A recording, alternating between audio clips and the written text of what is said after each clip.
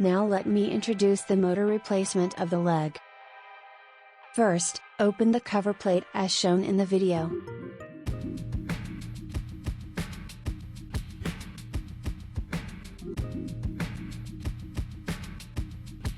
Then, remove the motor that was previously broken.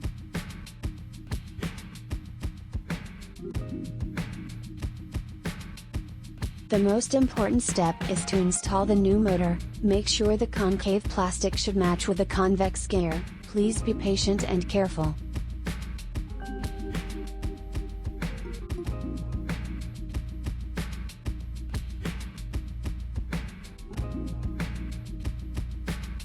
Next, use 2 pieces of rubber pad to protect the motor.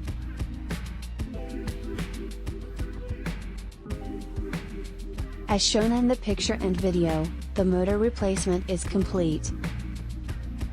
Finally, close the cover.